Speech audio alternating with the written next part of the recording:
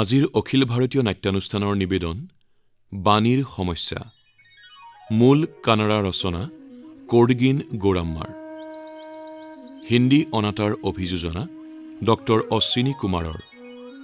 অসমীয়া অনুবাদ দিগন্ত বৰুৱাৰ। প্ৰযোজনা ঋতুপৰ্ণ দাসৰ। এয়া শুনক বাণীৰ সমস্যা।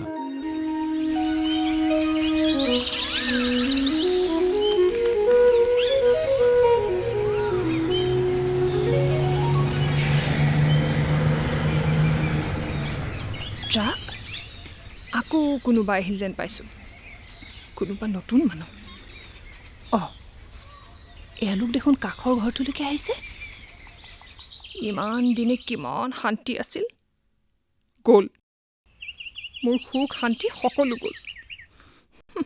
কাৰোবাৰ চকু পৰিল। হে ভগৱান, তুমিতো মোৰ শান্তি নিবিচাৰা, কিন্তু এটা কৃপা কৰা, যাতে কোনো পে ঘে ঘে কৰি থকা মানুহ নাথাকে।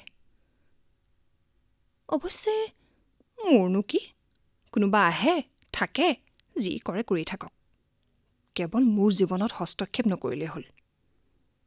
6 বছৰ পাৰ হ'ল, প্ৰতিবেশী হিচাপে কোনো নাছিল। কিমান শান্তি আছিল, সকলো শেষ। চাওঁ কি হয়।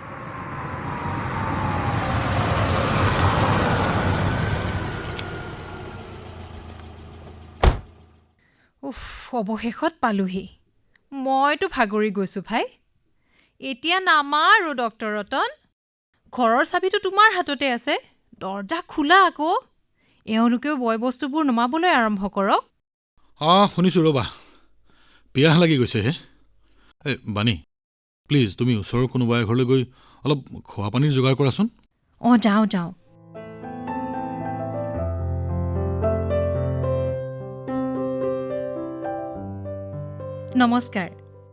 নমস্কাৰ, কওকচোন। মোৰ নাম বাণী। কাষৰ ঘৰটোত থাকিবলৈ আহিছোঁ। হয় নেকি? বৰ ভাল লাগিল। এইমাত্ৰ আহি পাইছোঁ। অলপ পানী পাম নেকি বাৰু খাবৰ বাবে? নিশ্চয়, কিয় নাপাব। আপুনি ভিতৰলৈ আহকচোন। ইয়াতে বহক, মই পানী লৈ আহি আছোঁ। এয়া লওক পানী। মোৰ নাম চন্দ্ৰা। বাহিৰত মোৰ স্বামীও আছে। ডাক্তৰ ৰতন আচলতে... চিন্তা নকৰিব, বাহিৰৰ সকলোৰে বাবে পানী পঠিয়াই আছোঁ। আপুনি লওকচোন। হয়, ধন্যবাদ চন্দ্ৰা। ওচৰ চুবুৰীয়া ইজনে সিজনৰ কামত নাহিলে আৰু কোন আহিব? আমাৰ গাঁৱৰ হাস্পাতাললৈ অহা নতুন ডাক্তৰজন আপোনাৰ স্বামীয়ে নেকি? হয়, আপুনি দেখোন আগৰ পৰাই জানে। সৰু ঠাই, নিবিচাৰিলেও সকলো মানুহে সকলোৰে বিষয়ে সকলো কথা জানেই। তাৰ মানে ইয়াত কোনো কথাই লুকাই নাথাকে। সেই বুলিয়ে ধৰকচোন। ঠিক আছে, যাওঁ এতিয়া। আকৌ লগ পাম। এতিয়াতো অহা যোৱা চলিয়েই থাকিব। নিশ্চয়। মই পানী আৰু কিবা অলপ খোৱা বস্তুও পঠিয়াই দি আছোঁ।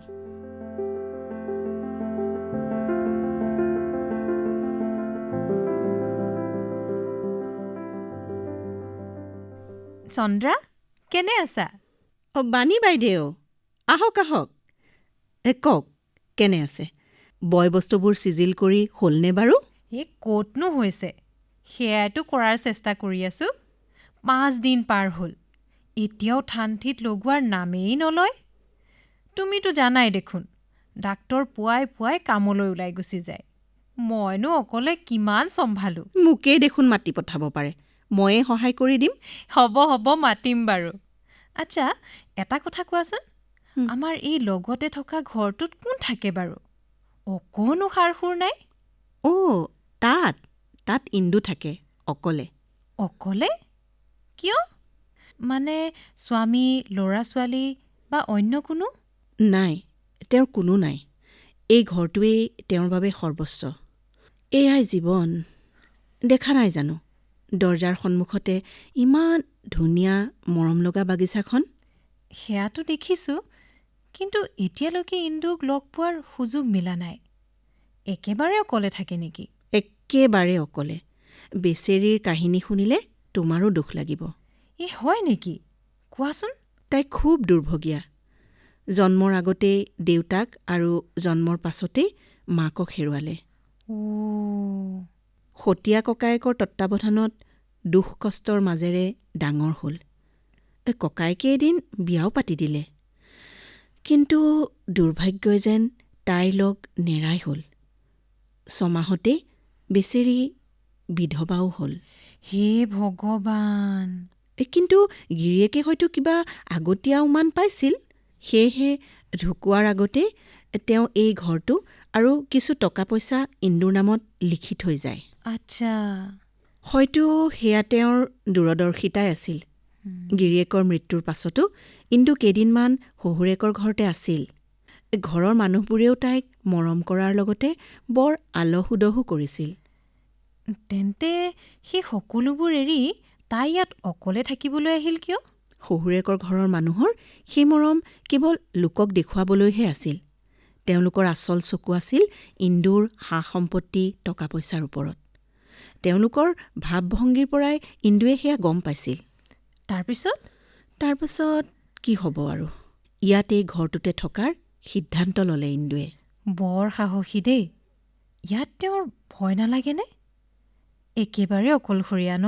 নহয়, একেবাৰেই নহয়। সকলোৰে লগত হয়তো মিলা মিছা কৰি নুফুৰে, কিন্তু কাকো লগ নকৰে বুলি শপতো খাই থোৱা নাই। অৱশ্যে এটা কথা, তেওঁ স্থিৰ কৰি লৈছে যে কেতিয়াও তেওঁ ককায়েকৰ ঘৰলৈ নাযায় আৰু শহুৰেকৰ ঘৰলৈও উভতি নাযায়। আৰামতে আছে ইয়াত, হয়তো সুখতো। কিছুমান মানুহৰ জীৱনতো অদ্ভুত কাহিনী থাকে। এতিয়া সকলো ফালৰ পৰা তেওঁৰ আপোন বুলিবলৈ এই ঘৰটোৱেই। সেয়েহে ইয়াক সকলো সময়তে সজোৱা পৰোৱাত লাগি থাকে। মানৱীয় সম্পৰ্কৰ পৰা নোপোৱা আনন্দ হয়তো তেওঁ ইয়াৰ পৰাই পায়। ই তেওঁক আত্মনিৰ্ভৰশীল কৰি তোলাৰ লগতে সুখ আৰু স্বাধীনতাও দিছে। নিজৰ বুলি ক'বলৈ তেওঁৰ কেৱল এই ঘৰটোৱেই। বৰ দুখ লগা কাহিনী। আমাৰ বাবে কাহিনী, কিন্তু তেওঁৰ বাবে এয়াই জীৱনৰ যথাৰ্থতা বাণী। চন্দ্ৰা, ঠিকেই কৈছা।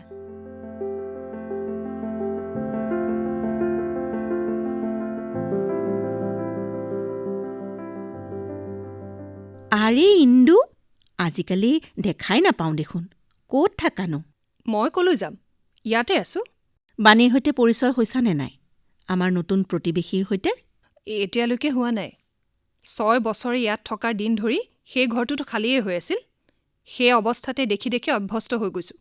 এতিয়াহে হঠাৎ কোনোবা আহিল ঘৰটোলৈ। কি নাম কৈছিলা? বাণী। পতি পত্নী দুয়ো বৰ ভাল মানুহ। মানুহজন আমাৰ গাঁৱৰে হাস্পাতালৰ ডাক্তৰ। কোনোবা দিন চিনাকি হ'বা, তোমাৰো ভাল লাগিব। এতিয়াতো অকলে থাকিয়ে অভ্যাস হৈ গৈছে। অলপো হৈ হাল্লা সহ্য নহয়। কাৰোবাৰ সৈতে কথা বতৰা পতাৰো বিশেষ প্ৰয়োজনবোধ নকৰোঁ। ইমান অকলশৰীয়াকৈ কিদৰে যে থাকিব পাৰা নাজানো দেই ইন্দু। তেওঁলোকক বাৰু মোৰ কি প্ৰয়োজন কোৱাচোন চন্দ্ৰা?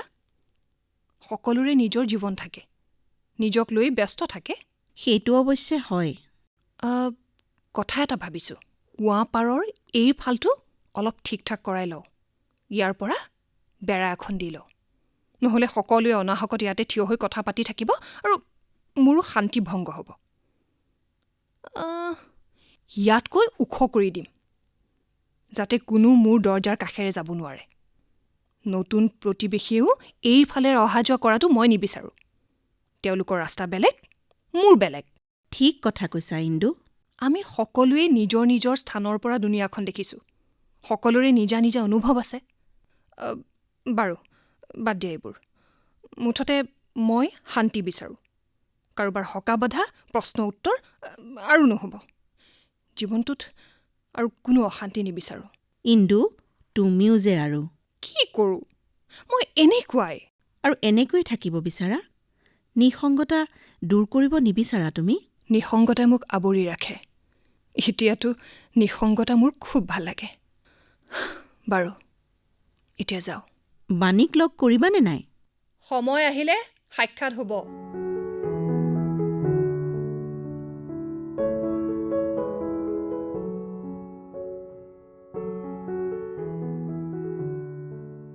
নমস্কাৰ। নমস্কাৰ। মই আপোনালোকৰ নতুন প্ৰতিবেশী। মোৰ নাম বাণী আৰু আপোনাৰ নাম ইন্দু। হয়, আপুনি সকলো খবৰ লৈছে? আপুনি নহয় তুমি। চন্দ্ৰাক কেইবাবাৰো লগ পাইছোঁ। মাজে মাজে আপোনাৰ দৰজাটো নক কৰোঁ বুলি ভাবোঁ, কিন্তু ইয়াত ইমান নীৰৱতা বিৰাজ কৰে যে সাহসেই নহয়। আজি বহুত সাহস কৰি আহিছোঁ। একেলগে আছোঁ যেতিয়া ইজনে সিজনে চিনা জনা থকাটো ভাল। মই তেনেদৰেই ভাবোঁ। আপুনি কি ভাবে? হা, ঠিকে কৈছে। এটা কথা সোধোঁ। সোধা? এই ৱালখন ওখ কৰাটো জৰুৰী নেকি বাৰু? আকৌ আপুনি কুঁৱা পাৰটো যিদৰে ঘেৰি পেলাব বিচাৰিছে, সেয়া হ'লে তাত ৰৈ আমি কথা এষাৰো পাতিব নোৱাৰিম। ঠিক আছে, তেন্তে তেনেকৈ থাকক। তেতিয়া হ'বতো? হ'ব হ'ব।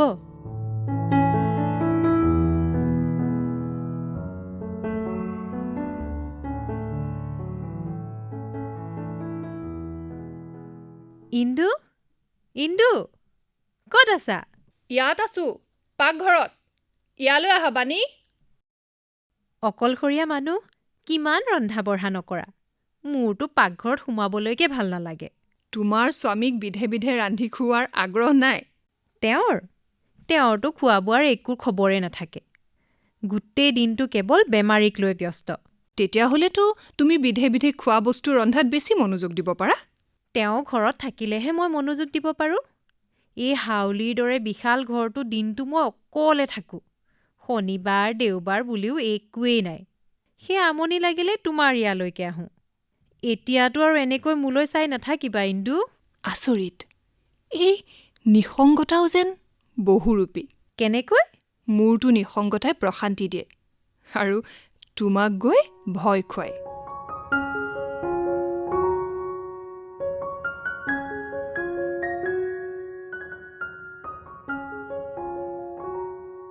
বাণী, বাণী। আৰে ইন্দু, আহা আহা। অ' মোৰ সৌভাগ্য। আজি আমাৰ এই গৰীবখানাত তোমাৰ চৰণ ধূলি পৰিল। আহা আহা, সুদামাৰ গৃহত কৃষ্ণৰ পদাৰ্পণ। হে এইজনী।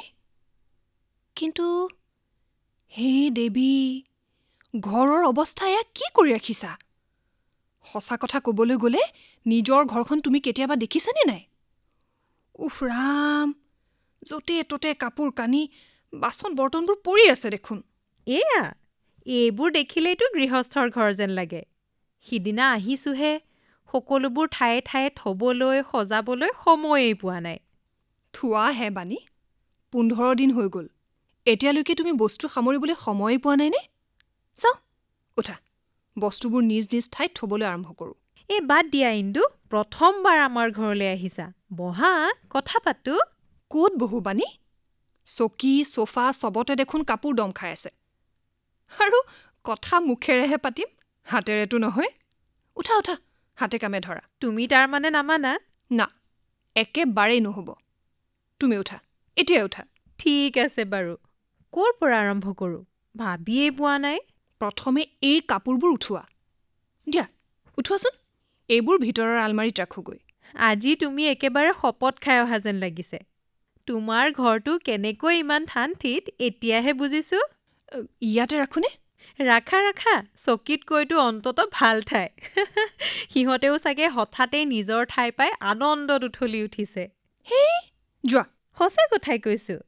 আজিহে সিহঁতে নিজৰ আচল ঠাই পাইছে। চোৱাচোন, আলমাৰিটোৱেও ফূৰ্তিত হাঁহিবলৈ লৈছে।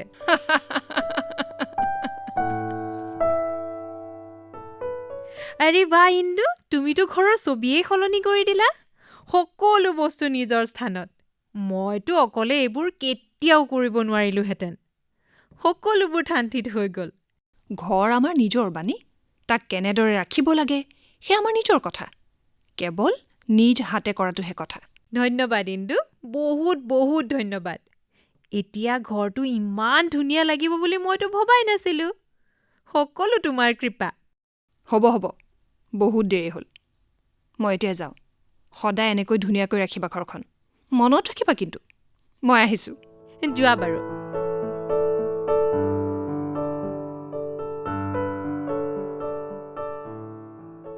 বাণী, বাণী, ক'ত আছা? আৰে, আজি ইমান সোনকালে আহিল যে? আৰে ৱাহ, তুমি দেখোন ঘৰটো ৰূপেই সলনি কৰি দিলা। মইতো অন্য কাৰোবাৰ ঘৰতে সোমাইছোঁ বুলি ভয় খাইছিলোঁ। হয়নে? কিমান ভাল লাগিছে ন? ভাল ভাল, খুব ভাল লাগিছে। তুমিতো কামাল কৰি দিছা বাণী। সঁচা কথা ক'বলৈ গ'লে এই সকলোবোৰৰ ক্ৰেডিট ইন্দুৰ। ইন্দু? ইন্দু আমাৰ কাষৰ ঘৰটোত থাকে যে, কৈছিলোঁ তোমাক। তেন্তে কথা সেইটোহে। সেইকাৰণেতো মই কওঁ। কি কি কোৱা? আচলতে আমি দুয়ো মিলিয়েই কৰিছোঁ। বুজিছোঁ। তোমালোকে একেলগে মিলি কৰিছা। তুমি নিজেই কৰিছোঁ বুলি কোৱা হ'লে হয়তো মই আনন্দতে পগলা হৈ গ'লোহেঁতেন, যদি তেনেকুৱা হ'লহেঁতেন। কিন্তু ঘৰ সজোৱা আৰু তুমি ইমান বছৰটো দেখিয়ে আছোঁ। এনেকৈ মনে মনে থিয় হৈ কি চাই আছা? মই সঁচা কথাই কৈছোঁ। নিশ্চয়। তুমি মিছা কোৱা বুলিনো মই কেতিয়া ক'লোঁ? বৰ ধুনীয়া লাগিছে ৰুমটো। সঁচা কথা ক'বলৈ গ'লে বহু বছৰৰ পাছত আমাৰ ৰুমটো ইমান ধুনীয়া দেখা গৈছে। গোটেই ভাগৰি নাইকিয়া হৈ গ'ল হে। বাণী, এনেকৈ ৰাখিবা সদায়, এনেকৈ। মানুহগৰাকী কি নাম কৈছিলা? ইন্দু। ইন্দুটো আৰু সদায় সদায় নাহে, নহয় জানো? কি মতলব তোমাৰ? নাই, একো নাই। ইমান ধুনীয়াকৈ সজোৱা চোফাত তুমি আৰু মই ভৰি তুলি আৰাম কৰিলে সেই কথাটো অধিক সুন্দৰ হৈ পৰিব। কেতিয়াবা তোমাক ডাক্তৰ নহয়, কলেজৰ সাহিত্যৰ অধ্যাপক যেনহে লাগে। আজি বৰ বেছি সোনকালে ঘৰলৈ আহিলা?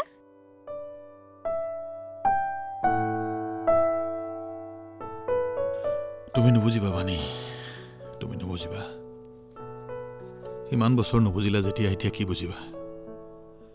মনৰ ভিতৰত যেতিয়া কোনো এক সুন্দৰ গীত হঠাতে বাজি উঠে, তেতিয়া কেনে লাগে তুমি নুবুজিলা।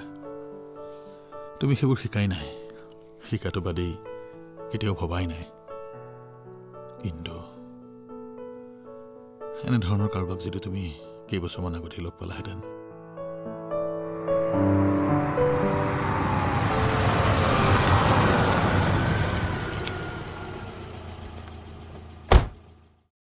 বাণী? যা, ডাক্তৰ আহিলেই যেন পাইছোঁ। আহিল যে নহয়, সঁচাকৈ আহিল। আৰু তুমি ইয়াত আড্ডা মাৰি আছা। যোৱা, সোনকালে যোৱা। আহিছোঁ। গৈছোঁ।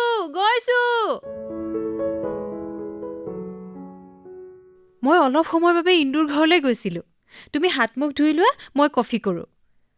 ঠিক আছে বাৰু, কিবা অলপ খাবলৈ দিবা। আজি লাঞ্চ কৰিবই নোৱাৰিলোঁ বুজিছা। বাণী, টাৱেলখন ক'ত আছে? ভিতৰৰ পৰা উলিয়াই লোৱাচোন। বিচনাত কাপোৰৰ জাপৰ মাজতে আছে। অ'কে। অলপ সোনকাল কৰা বাণী, ভাগৰ লাগি গৈছে। নমস্কাৰ ডাক্তৰ চাহাব। নমস্কাৰ, কওক। ডাক্তৰ চাহাব, মোৰ ল'ৰাটোৰ গা বৰ বেয়া কৰিছে। আপুনি দিয়া ঔষধ দুপালি খোৱাৰ পিছতো জ্বৰটো কমা নাই। গোটেই গাটো আঙঠাৰ নিচিনা গৰম হৈ পৰিছে। এবাৰ গৈ চাই আহিলে বৰ দয়া কৰা হ'ব। হয় নেকি? বলক, মই বেগটো লৈ আহিছোঁ। কি হ'ল? এতিয়া আকৌ কলৈ যোৱা? কিবা অলপতো খাই লোৱা। এতিয়া নহয় বাণী, মোৰ এজন পেচেণ্টৰ অৱস্থা চিৰিয়াছ। মই আগতে এবাৰ তেওঁক চাই আহোঁ। এতিয়া আহি আছোঁ। ময়ো যে ইমান অসাৱধান নহয়। তেখেত অহাৰ আগতেই মই খোৱা বস্তুখিনি ৰেডি কৰি থ'ব পাৰিলোহেঁতেন। এতিয়া ভোকে পিয়াহে বেমাৰী চাবলৈ যাবলগীয়া হৈছে। বাণী, মোৰ ৰঙা টাইডাল ক'ত? তাই আৰু কামিজ বিচনাতে আছিল, কিন্তু যেতিয়া বিচাৰোঁ তেতিয়া নাপাওঁ। কি কৰি থাকানো তুমি? বিচাৰিছোঁ, ৰ'ব। এইডাল নেকি? নাই, নহয় সেইডাল। কিন্তু এতিয়া সেইডালকে দিয়া, বহুত দেৰি হৈ গৈছে। আনিছোঁ, ৰ'ব। নাজানো আজিকালি মোৰ কি হৈছে। কিয় যে মই বাণীৰ ওপৰত অনবৰতে খং কৰি থাকোঁ। মইতো এনেকুৱা নাছিলোঁ। এনেকুৱা ব্যৱহাৰ কৰিবলৈ লৈছোঁ যেন তেওঁ মোৰ কিনি অনা গোলামহে। সুখী মনেৰে বিয়া পাতি অনা তেওঁ মোৰ পত্নী। তেওঁতো আগৰ পৰা এনেকুৱা। প্ৰথম খং উঠিছিল, কিন্তু তেওঁৰ সহজ সৰল চেহেৰা আৰু পৰিষ্কাৰ মনটোৱে মোৰ সকলো খং নাইকিয়া কৰি দিছিল। আকৌ এনেকুৱা নকৰিবা বুলি কৈ মই মনে মনে আছিলোঁ। কিন্তু এতিয়া কিয় মই আশাৰ বোজালৈ ঘূৰি থাকোঁ? ইমান দিনে সলনি নহ'ল যদি এতিয়া হ'ব বুলি মই কিয় ভাবি লৈছোঁ? তেওঁতো জীৱনভৰ এনেকৈ থাকিব। মোৰ ভাগ্য।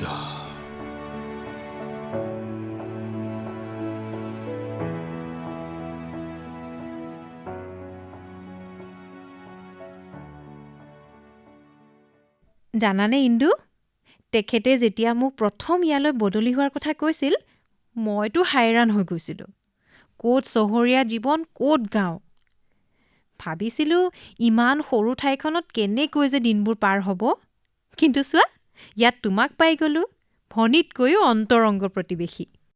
ময়োতো অলপ ওলোটাকৈয়ে ভাবিছিলোঁ। প্ৰথম তোমালোক যিদিনা আহিছিলা, ভাবিছিলোঁ মোৰ শান্তি ভংগকাৰে আহি গ'ল। কিন্তু এতিয়া চোৱা, দিনটোত এবাৰ লগ নাপালে ভালেই নালাগে দেখোন। ইন্দু, মোৰ মনত আছে, সৰুতে আমাৰ কেইগৰাকীমান চুবুৰীয়া এনেকুৱাই আছিল, যাৰ সৈতে কথা নাপাতিলে ভাতেই হজম নহৈছিল। মনৰ সকলো কথা মুকলিভাৱে পাতিছিলোঁ। এতিয়া তোমাক লগ পোৱাৰ পিছতো পুনৰ সেই অনুভৱেই হৈছে। তোমাৰ আগত মই হৃদয়ৰ সকলো কথা খুলি ক'ব পাৰোঁ। জানানে, মই তোমাক কোৱা কিছুমান কথা আমাৰ এখেত আৰু মোৰ আয়েও নাজানে। এতিয়া মই গম পালোঁ তোমাৰ কোনবোৰ কাম কাজৰ বাবে ডাক্তৰ চাহাবৰ অশান্তি হয়। মোৰ মায়ে শুনিলেতো চিধা গালিয়ে দিব, বহুত বেয়াকৈ ক'ব। সেয়াতো হয়েই, গালি খোৱা কামেই যে কৰা। তুমিও যে আৰু। হ'ব বাৰু, এতিয়াৰে পৰা মই নিজৰ গৃহস্থিত সম্পূৰ্ণ মনোযোগ দিম। তুমি যিদৰে বুজাইছা সেইদৰেই কৰিম। ভালদৰে ঘৰ চম্ভালিম, শপত। ঠিক আছে, যোৱা এতিয়া। তোমাৰ পতিতে বাঢ়িবৰ হ'ল। যাওঁ দিয়া।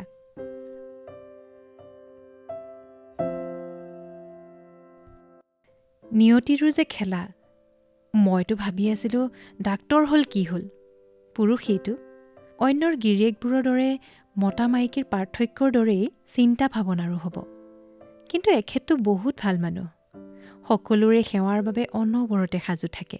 সমজদাৰ, দয়া আৰু সেৱাই তেখেতৰ সকলো। যিজনে সন্মুখৰ মানুহজনকো সন্মান কৰিব জানে, তেওঁ ভাল মানুহ হ'বই। ময়ো যে আৰু তেখেতৰ দৰে এজন লোকক স্বামী হিচাপে পায়ো আজিলৈকে সুখত ৰাখিব পৰা নাই, আৰাম দিব পৰা নাই। ইমান মৰম কৰা স্বামী, যদি মোৰ স্বামী এনেকুৱা হ'লহেঁতেন, তেতিয়া মই নাই, এনে চিন্তা কৰিব নাপায়।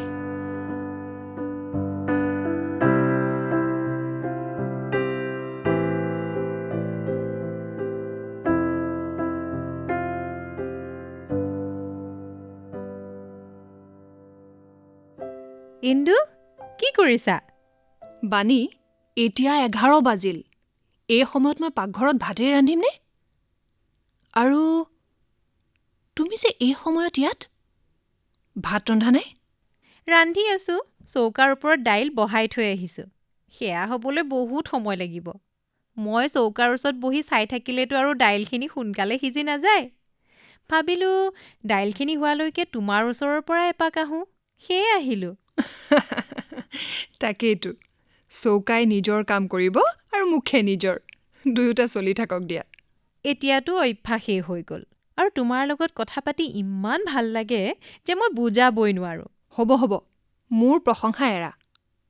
বাণী, কালি এইটো তুমি শপত খাইছিলা?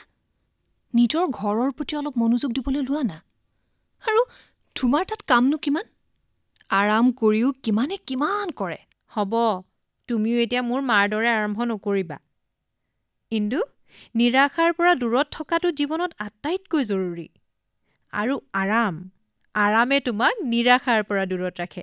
কাম কৰি কোন দুখী হ'ব?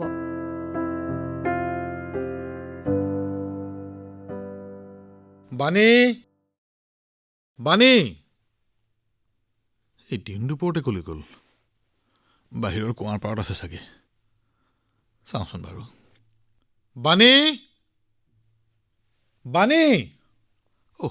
আকৌ সেই প্ৰতিবেশীৰ ঘৰত। দুপৰীয়াৰ ঘৰৰ কাম কাজ এৰি চুবুৰীয়াৰ ঘৰত লেকচাৰ মাৰি সময় বৰবাদ কৰিছে। এওঁ কেতিয়াও সলনি নহ'ব। বাণী! আৰে, এখেত আহিল যেন পাইছোঁ, কিন্তু ইমান সোনকালে? তেওঁতো 2 বজাত অহাৰ কথা। মই যাওঁ দেই। মইতো এতিয়ালৈকে ভাতেই ৰন্ধা নাই ইন্দু। হ'ব, যোৱা, সোনকালে যোৱা।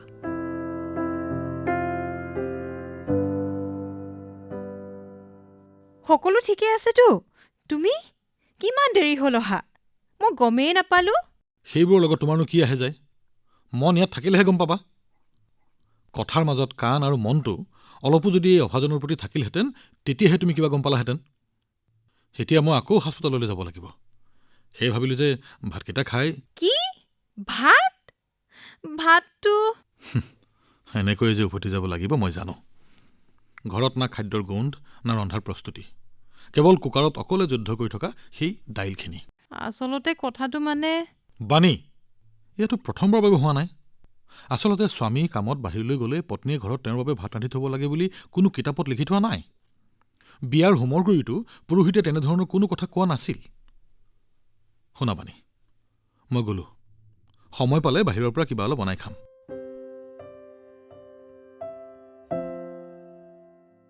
ডাক্তৰে একো নোখোৱাকৈয়ে গ'ল। আজি তেওঁলোকৰ এই গণ্ডগোলৰ কাৰণ ময়েই। কিয় মই সেই সময়ত বাণীক উভতাই নপঠালোঁ? পঠোৱা হ'লে তাই ভাত ৰান্ধিব পাৰিলেহেঁতেন। ওলোটাই তাইৰ লগত আড্ডাত লাগিলোঁ। মোৰেই ভুল হৈ গ'ল। বেচেৰা ডাক্তৰ ভোকে পিয়াহে উভতি যাবলগীয়া হ'ল। মোক ক্ষমা কৰা প্ৰভু। মোৰ পৰিষ্কাৰ পৰিচ্ছন্নতাৰ অভ্যাসক লৈ অহংকাৰ আছে। নিজৰ ঘৰ, ইয়াৰ চোৱা চিতা, সজোৱা মেলাক লৈ মই খুব গৰ্ব কৰোঁ। কিন্তু সেইবোৰ কিহৰ বাবে? ঘৰৰ অৰ্থ হ'ল আৰাম আৰু সুখ। কিন্তু এইবোৰ অনুভৱ কৰিবলগীয়া, উপভোগ কৰিবলগীয়া কোনো নাথাকিলে কি লাভ? এইবোৰ বাৰু মোৰ কি হৈছে? এনেকুৱা প্ৰশ্ন ইয়াৰ আগলৈকেতো মোৰ মনলৈ কেতিয়াও অহা নাছিল। বাণীয়ে কোনো বস্তুৰে মূল নুবুজে। কিন্তু ঈশ্বৰে তাইক সকলো দিছে। আৰু আনফালে মই, যাৰ কপালত দুৰ্ভাগ্যৰ বাহিৰে একোৱেই নাই। সি অন্যায় কিয়? কিয় প্ৰভু? মোৰ লগতহে কিয়? কিয়?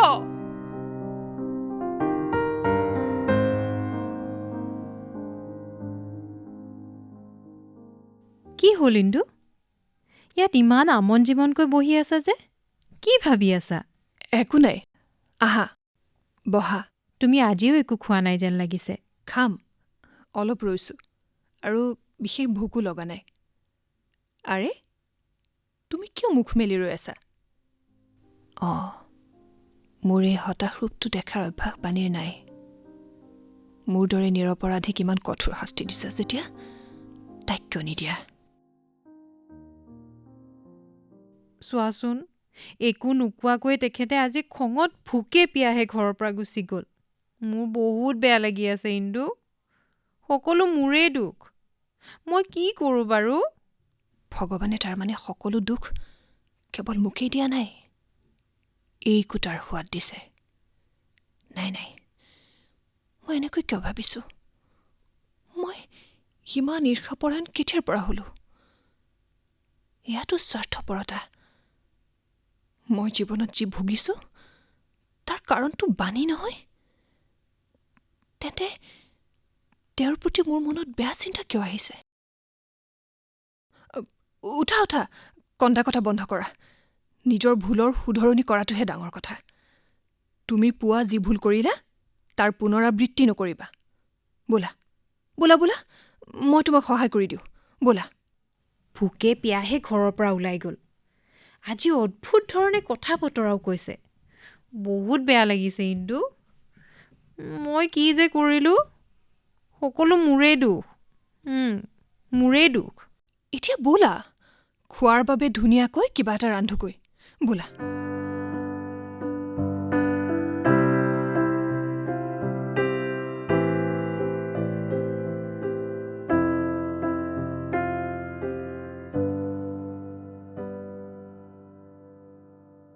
চব ৰেডি হৈ গ'ল। ডাক্তৰ চাহাবো আহিবৰ হৈছে। বাণী, মই যাওঁ। ধন্যবাদ ইন্দু। নাজানো তোমাৰ অবিহনে মোৰ কি হ'ব। চব ভালেই হ'ব। আজিৰ কথা কাইলৈ শুনিবা।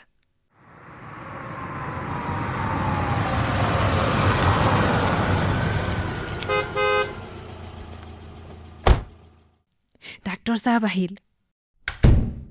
আৰে ৱাহ, মইতো ভাবিছিলোঁ তুমি মোৰ ওপৰত খং কৰি আন্ধাৰ কোঠাত মুখ ফুলাই বহি থাকিবা বুলি। ভুল মোৰ, গতিকে মই কিয় খং কৰিম? মোক মাফ কৰি দিয়া বাণী। অথনি মই নিজৰ খং চম্ভালিব নোৱাৰিলোঁ। পুৱা তোমাক কি কি যে ক'লোঁ মই নিজেই নাজানো। মোক লাজ নিদিবা। যোৱা, লৰালৰিকৈ হাত মুখ ধুই লোৱা, মই ভাত বাঢ়োঁ। এই গ'লোঁ আৰু আহি আছোঁ। আজিতো খাদ্যৰ গোন্ধ ৰাস্তাৰ মূৰলৈকে গৈছে। আজি মই সকলোবোৰ তোমাৰ পচন্দমতে ৰান্ধিছোঁ। দৈ দিয়া ভেন্দিৰ তৰকাৰী আৰু এয়া মচুৰ দাইলৰ বৰা। আজি কেনেকৈ? এই দুয়োটা মই ভাল পাওঁ বুলি তুমি কেনেকৈ জানিলা? তুমিতো মোক কেতিয়াও সোধা নাই বা ময়ো তোমাক কোনোদিনে কোৱা নাই। এই সকলোবোৰ তুমিয়েই ৰান্ধিছা নে অন্য কোনোবা? অঁ, ইন্দুৱে মোক সহায় কৰি দিছে। কথা এৰি প্ৰথমতে খোৱাচোন। লোৱা লোৱা আৰু অলপ। হ'ব হ'ব, বঢ়িয়া লাগিছে। পিছে ইন্দুৱে তোমাক নে তুমি তেওঁক সহায় কৰিছা? সঁচাকৈ কোৱাচোন বাণী, এই খাদ্য তুমি ৰান্ধিছানে? ৰান্ধিছে ইন্দুৱেই, কিন্তু শপত খাই কৈছোঁ মই সম্পূৰ্ণ তেওঁৰ লগত আছোঁ, সহায়ো কৰি দিছোঁ। তেওঁৰ পৰা আৰু অলপ শিকিও লোৱা। তুমি ঠিকেই কৈছা, শিকিম। ইন্দু ইমান চিজিল আৰু সমজদাৰ যে মই বুজাবই নোৱাৰোঁ। সেয়াতো দেখিছোঁৱেই। ধুনীয়াও, চেহেৰাৰ পৰাও মনৰ পৰাও।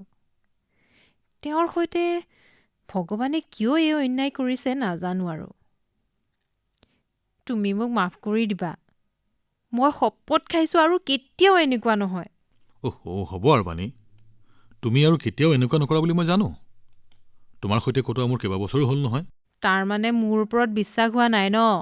আছে আছে, সম্পূৰ্ণ আছে। ব'লা অলপ বাহিৰৰ পৰা ফুৰি আহোঁ। ব'লা ব'লা।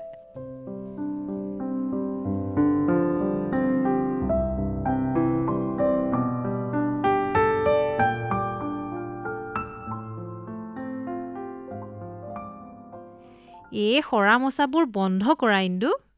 মই কফি কৰিছোঁ, আহা আৰামত খাই লওঁ। হৈছেই 5 মিনিট, চব চাফা হ'লেই দেখোন। তুমি মানিলেহে।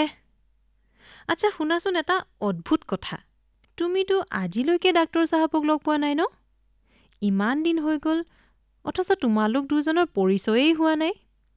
আচৰিত কথাটো হ'ল, যি কথা মই ইমান দিনে তেখেতৰ লগত থকাৰ পাছতো গম পোৱা নাই, সেয়া তুমি তেওঁৰ ফটো আৰু মুখখন দেখিয়ে গম পাই গ'লা। তেওঁ কেনেধৰণৰ খাদ্য খাই ভাল পায় অনুমান কৰিব পৰা হ'লা। কিমান নিমখ, কি পাচলি, কিমান জ্বলা। যাদুকৰ দেই তুমি ইন্দু। ডাক্তৰ চাহাবে কি কয় জানানে?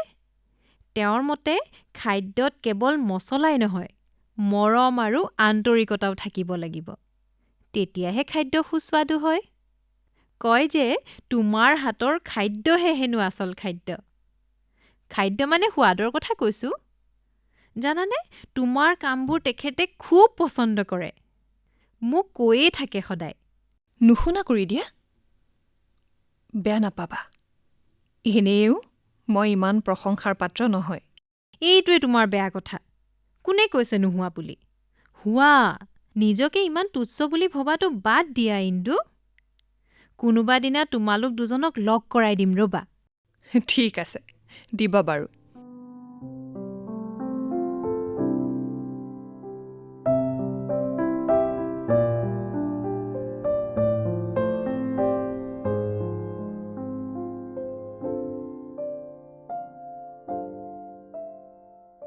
বাণী, এই পেপাৰখন দিয়াচোন, আৰু লগতে 2 কাপ কফি আনা। এইখন লোৱা। কিন্তু 2 কাপ কফি কিয়? যাতে মোৰ মৰমী পত্নীয়েও মোৰ লগতে বহি পেপাৰৰ হেডলাইন পঢ়ে। আনি আছোঁ ৰ'বা। মোৰ ঘৰ গৃহস্থী এনেকুৱাও হ'ব পাৰে। বাণীৰ ওপৰত ইন্দুৰ ইমান প্ৰভাৱ নপৰা হ'লে হয়তো এইবোৰ সপোনেই হৈ থাকিলহেঁতেন। কিন্তু ইমান সংস্কাৰ আৰু প্ৰতিভাশালী ইন্দু দেখিবলৈ কেনেকুৱা হ'ব বাৰু? এনেকুৱা চিন্তা ভাৱনাৰ মহিলা সুন্দৰীয়ে হ'ব চাগে। কিন্তু যেতিয়াই তেওঁ কল্পনা কৰোঁ, এখন অস্পষ্ট ছবি মোৰ মনলৈ আহে। সেই দুয়োটা ব্যক্তিত্ব সম্পূৰ্ণ পৃথক। সেয়েহে কফি হাজিৰ স্বামী দেৱতা, লোৱা। কি ভাবি আছা? দিয়া। আজিকালি হঠাতে তুমি কি ভাৱনাত ডুব যোৱা মই সন্মুখত থাকিলেও একো গম নোপোৱা হঠাতে তুমি ক'ৰবালৈ গুচি যোৱা কিবা সমস্যা হৈছে নেকি নাই নাই তেনেকুৱা একো হোৱা নাই ঠিকে আছে বাৰু মই অলপ বজাৰৰ পৰা আহোঁ ঠিক আছে যোৱা তোমাক কিদৰে কওঁ বাণী মই যে ইন্দুৰ মায়াজালত আচ্ছন্ন হৈ পৰিছোঁ দিনে ৰাতিয়ে কেৱল সেইটোৱেই মনলৈ আহি থাকে কেতিয়াও দেখা নোপোৱা এগৰাকী মহিলা ইমান প্ৰভাৱান্বিত কৰিব ভবাই নাছিলোঁ নিজৰ কামৰ ব্যস্ততাৰ মাজতো তেওঁৰ কল্পনাৰ পৰা নিজকে মই আঁতৰাই ৰাখিব পৰা নাই মই বিবাহিত এই বয়সত এইবোৰ তেওঁৰ চেহেৰা কি মোৰ কল্পনাতকৈও ধুনীয়া মই আৰু অপেক্ষা কৰিব নোৱাৰোঁ মই তেওঁক লগ পাবই লাগিব ইয়াৰ পৰা কোনো সমস্যা হ'ব নালাগে বাণীয়ে কোৱা মতে সদায় আবেলি 3 বজাত তেওঁ ইয়ালৈ আহে 3 বজাত কাইলৈ ময়ো 3 বজাত ঘৰলৈ আহিম মই তেওঁক লগ পাবই লাগিব পাবই লাগিব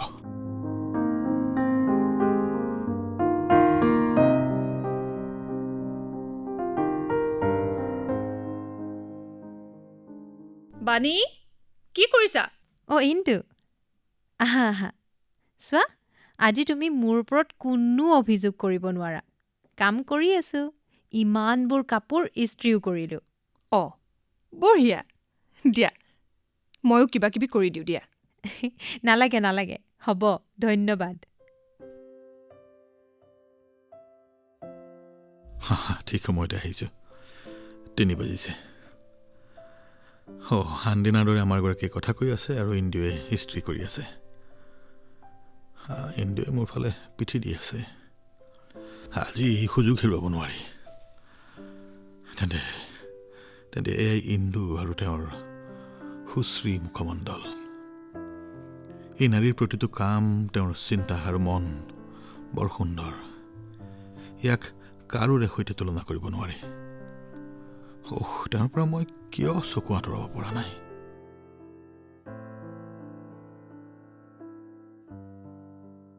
অ' তুমি আহিলা তুমিতো আজি দেৰি হ'ব বুলি কৈছিলা সোনকালে কাম শেষ হ'ল আৰু সন্ধিয়াৰ মিটিংখনো কেঞ্চেল হ'ল সেয়ে ভাবিলোঁ যে ঘৰলৈ সোনকালে উভতাৰ পৰম্পৰা আৰম্ভ কৰা যাওক যদি বেয়া পাইছা মই উভতি যাওঁ বাণী মই যাওঁ ইস্ত্ৰিটো খুলি থবা ঠিক আছে এয়া ইন্দু গ'লেই তেওঁ বৰ বেগেৰে যায়হে তোমাৰ বান্ধৱী তেওঁৰ মুখখনেই দেখা নাপালোঁ নাজানো কিয় গ'ল মইতো আজি তোমালোক দুয়োজনকে পৰিচয় কৰাই দিম বুলি ভাবিছিলোঁ পিছে তেওঁতো গ'লেই শুনাচোন আজি নহ'লে চিনেমা চাবলৈকে যাওঁ ব'লা পাৰি ওলোৱা ইন্দুকো লগত লৈ যাওঁ মই তেওঁক মাতি আহোঁ ৰ'বাচোন বাণী শুনাচোন এওঁ গ'লেই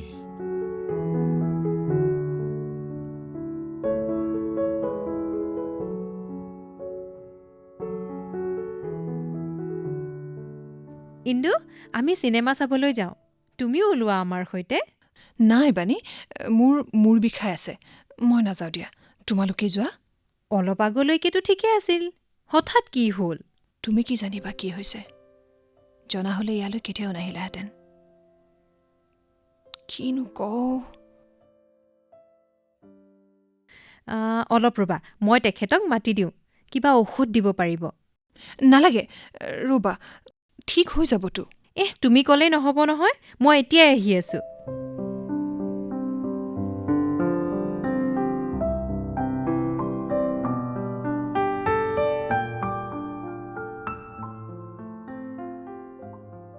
শুনাচোন তাইৰ গা ভাল নহয় অলপ চাই আহিবা বোলাচোন খুব মূৰৰ বিষ ইমান চিন্তা কৰিবলগীয়া একো নাই এটা টেবলেট দি থৈ আহা আমাৰ দেৰি হৈছে কি কথা কৈছা তুমি ইন্দুৰ গা বেয়া আৰু আমি চিনেমা চাবলৈ যাম তুমি ব'লা না মোৰ লগত এবাৰ চাই আহা আৰে যাবৰ প্ৰয়োজন নাই ব'লাচোন তুমি বৰ জেদি দেই তুমি হয় এই সময়ত মই তোমাৰ একো কথাই নুশুনো এওঁক কিদৰে মই বুজাওঁ ইন্দুৰ পৰা যিমানেই মই দূৰত থাকোঁ সিমানেই আমাৰ বাবে ভাল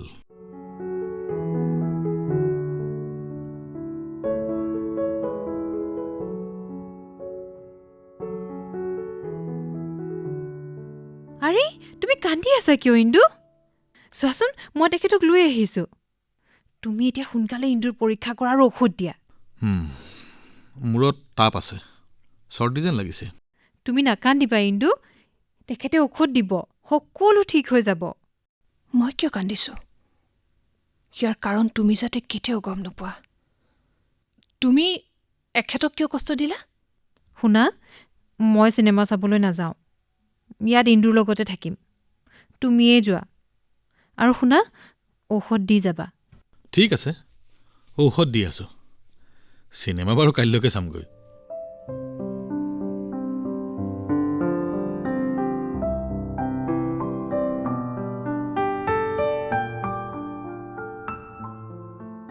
মোৰ যে কিমান ভাল লাগিছে নহয় ইন্দু তুমি ইমান সোনকালে সুস্থ হৈ উঠিলা তোমাৰ আৰু ডাক্তৰ চাহাবৰ কৃপাত কি কথা কৈছা এয়াতো মোৰ কৰ্তব্য তুমি আমাক ইমান সহায় কৰিছা আৰু এই সুযোগতে তোমাৰ আৰু ডাক্তৰ চাহাবৰ পৰিচয়ো হৈ গ'ল অঁ তেখেত বহুত ভাল আৰু স্ফূৰ্তিবাজ মানুহ ৱাহ মোৰ প্ৰশংসা হৈছে নিজে নুশুনা হ'লে বিশ্বাসেই নহ'লহেঁতেন আপুনি মোক লাজ নিদিব খাদ্য আপুনি খুব অপূৰ্ব ৰান্ধে পেট ভৰি যায় মন নভৰে আৰু ল'ব ক'ব আকৌ বাদ দিয়া নাই ইন্দু এখেতেতো খায়েই চাব আমি সময়মতে গৈ নাপালে সিফালে চিনেমা আৰম্ভ হ'ব কালিতো যাব নোৱাৰিলোৱে আজি বোলা অঁ ব'লা ব'লা সোনকালে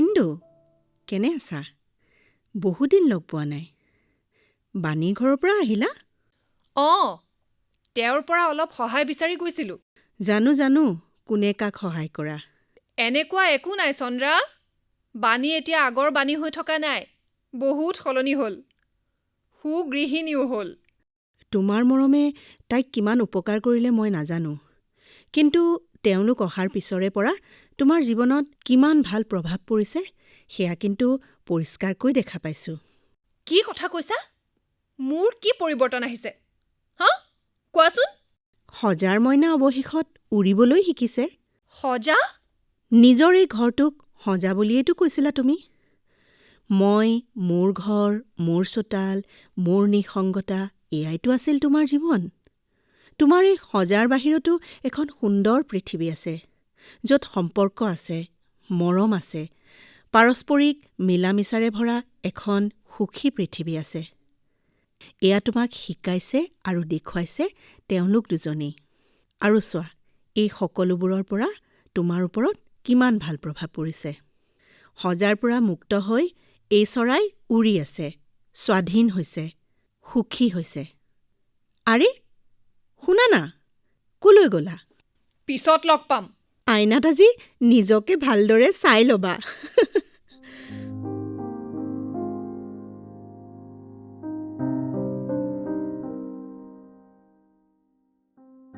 চন্দ্ৰাই বাৰু সঁচাই কৈছে নেকি অঁ মই সুখী ইমান সুখী আগতে মই কেতিয়াও নাছিলোঁ মোৰতো সুন্দৰ সপোন যেন লাগিছে সেইবাবে হয়তো মই আকৰ্ষণৰ মোহত বন্দী হৈছোঁ মই সুখী ৰতন ডাক্তৰ ৰতন বাণীৰ স্বামী হে ভগৱান এয়া পাপ হ'লেও হওক কিমান আকৰ্ষণ আছে তেওঁৰ ক'ব নোৱাৰাকৈয়ে তেওঁৰ কাষ চাপিলোঁ নিবিচাৰিলেও নিজকে মই বাধা দিব নোৱাৰোঁ নিজকে মই কেতিয়াও ইমান দুৰ্বল হ'বলৈ দিয়া নাছিলোঁ কিন্তু মইতো কেতিয়াও ইমান সুখীও হোৱা নাছিলোঁ মই তেওঁৰ পৰা কি কাঢ়ি আনিছোঁ এই সপোন যেন কেতিয়াও ভাঙি নাযায় ডাক্তৰ ৰতন মোৰ নহয় কিন্তু মোৰ কাষতে আছে মোৰ সুখ আৰু মোৰ জীৱনৰ বাবে এই অনুভৱেই যথেষ্ট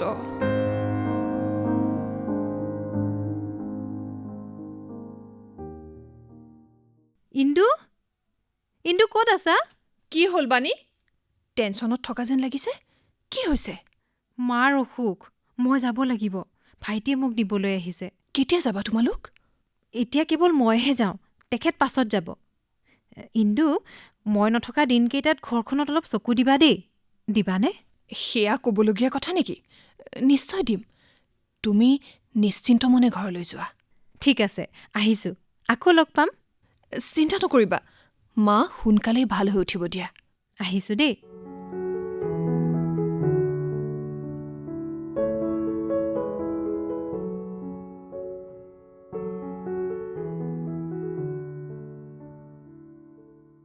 বাণী মাকৰ ঘৰলৈ যোৱাৰ লগে লগেই ইন্দু পুনৰ সজাত সোমাই পৰিলা। আজিকালি তোমাক দেখাই নোপোৱা হলো। চন্দ্ৰা, বাণী যোৱাৰ পিছত যেনে চঞ্চলতাই নোহোৱা হৈ গ'ল। তাই সকলো সময়তে কিবা কিবি কৈয়ে থাকে। সেয়াও নাইকিয়া হ'ল। কিবা খালী খালী লগা হৈছে জানা। সেইটো হয়। ভগৱানে মাকক সোনকালে সুস্থ কৰি তোলক আৰু তেওঁ সোনকালে উভতি আহক।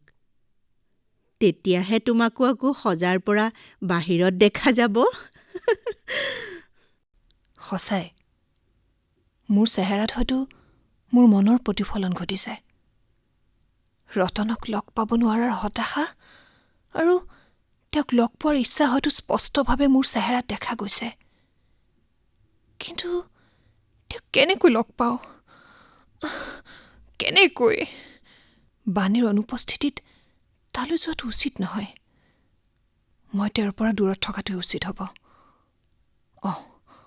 সেইটোৱে উচিত। কি হ'ল ইন্দু? বাণীৰ কিবা খবৰ পাইছানে?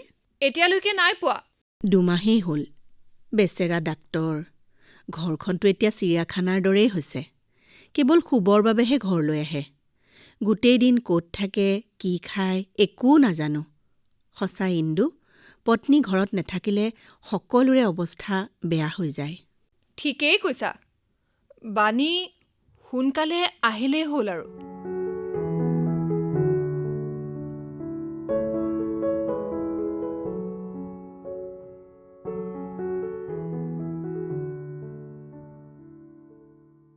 আৰে, পানী শেষ হৈ গ'ল।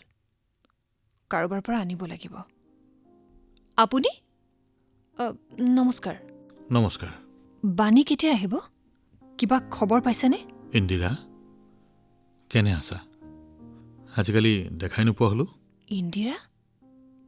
এওঁৰ মুখত? আছো আৰু। বাণীৰ মাকৰ অৱস্থা কেনে এতিয়া? ইন্দিৰা, তুমি সঁচাই ধুনীয়া। ডাক্তৰ ৰতন, আপুনি? আৰে আৰে ৰোৱা ৰোৱা না ইন্দিৰা। নাই নাই ৰতন, আজি তোমাৰ চকু মুখত মই যি দেখিলোঁ, এয়া যদি সঁচা হয়, নাই, সেয়া কোনো পধ্যেই হ'ব নোৱাৰে। সেয়া ভুল, এয়া বিশ্বাসঘাতকতা।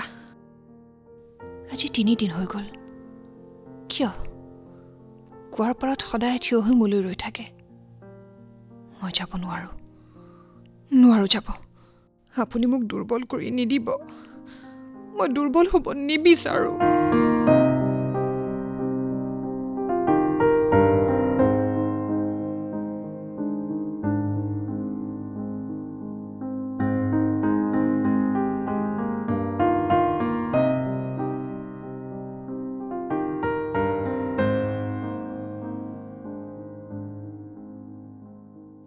বাণী, কেতিয়া আহিলা?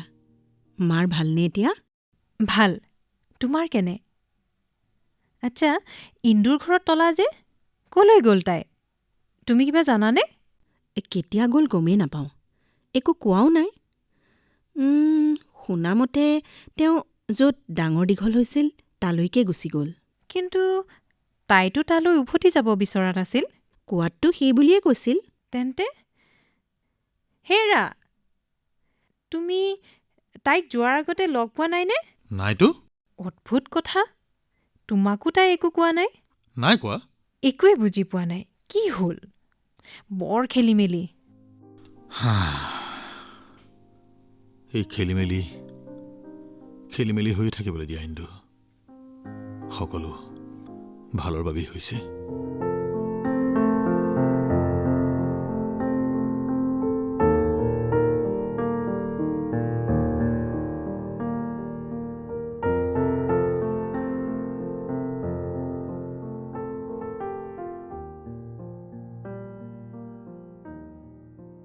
বাণীৰ সমস্যা নাটখনি শুনিলে। মূল কানাড়া ৰচনা কোৰ্ডগিন গোৰাম্মাৰ। হিন্দী অনাতাঁৰ অভিযোজনা ডক্টৰ অশ্বিনী কুমাৰৰ। অসমীয়া অনুবাদ দিগন্ত বৰুৱাৰ। বিভিন্ন চৰিত্ৰত অভিনয় কৰিলে ইন্দু, মীনাক্ষী দেৱী, চন্দ্ৰা, পৰিণীতা শইকীয়া, ৰোগীৰ পিতৃ ধনজিৎ বড়ো আৰু বাণীৰ চৰিত্ৰত অভিনয় কৰিলে জয়শ্ৰী ডেকাই। ৰতনৰ চৰিত্ৰত অভিনয় আৰু নাটখনিৰ প্ৰযোজনা আছিল ঋতুপৰ্ণ দাসৰ।